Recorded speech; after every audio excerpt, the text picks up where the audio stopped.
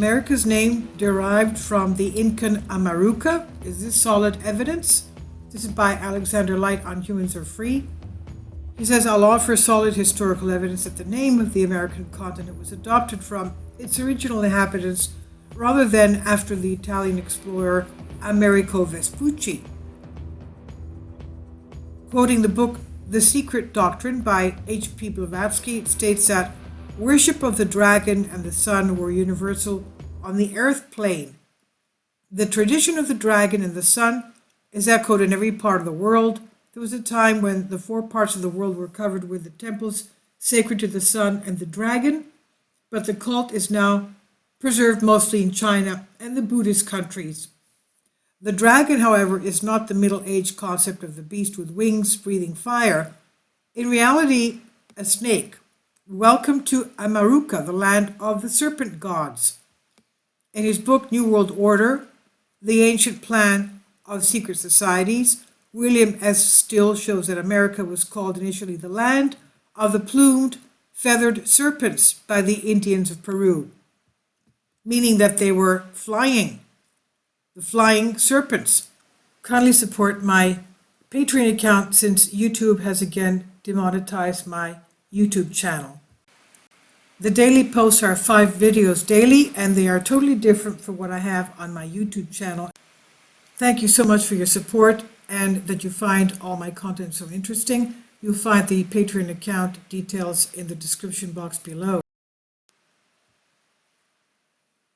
James Pierce researched an article written in the Theosophical Society magazine, which gave insight into the word America. He says that the chief god of the Mayan Indians in Central America was Quetzalcoatl, or Kulkulkan, the plumed serpent, a feathered serpent.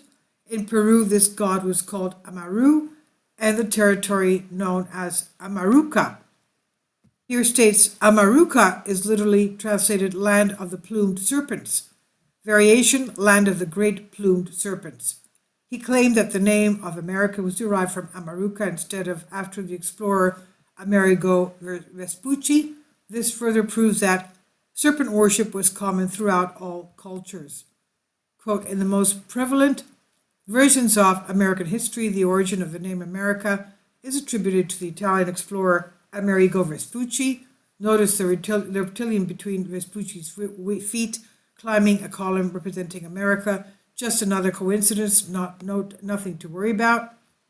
He says this popular distortion of the true origin of the native AMARUCA may be finally gained more credibility among scholars to restore the name AMARUCA to its rightful place. Well, I doubt that will happen. But anyway, recent discoveries in Peru may lead to more conclusive evidence concerning the relationship between North and South American indigenous peoples. As discoveries continue to unearth ancient Incan cities, writings pertaining to the mysterious origins of AMARUCA are sure to be found. The Incas abandoned their towns and cities and retreated from the treasure-hunting Spanish invaders after the conquistadors captured and executed the last Incan leader, Tupac Amaru, meaning shining serpent, in 1572. Some of the cities have since been rediscovered, but many more are believed to lie hidden in the dense jungle. Why feathered serpents? The obvious question is, why would the native cultures call their home the land of the feathered serpents? Actually, the name should be interpreted as the land of the winged serpents, or even more to the point, the land of the flying serpents, which meant that these serpents had the capability to fly. It's an easy analogy with the Egyptian winged sun, notice the serpents, which in turn derives from earlier cultures going back to the very first civilization on Earth, the Sumerians. Their flying chariots and dragons were also common depictions throughout ancient Asia, making this a global phenomenon. In fact, in China, the dragon is a symbol of imperial authority. According to Chinese legend, both Chinese primogenitors, the earliest emperors Yan Di and Huang Di, were closely related to Long Chinese dragon. Since the Chinese consider Huang Yi and Yan Di as their ancestors, they sometimes refer to themselves as the descendants of the dragon. The dragon, especially yellow or golden dragons with 5 claws on each foot, was a symbol for the emperor in many Chinese dynasties. The imperial throne was called the dragon throne. The falsification of history. Voltaire says, history is a lie commonly agreed upon.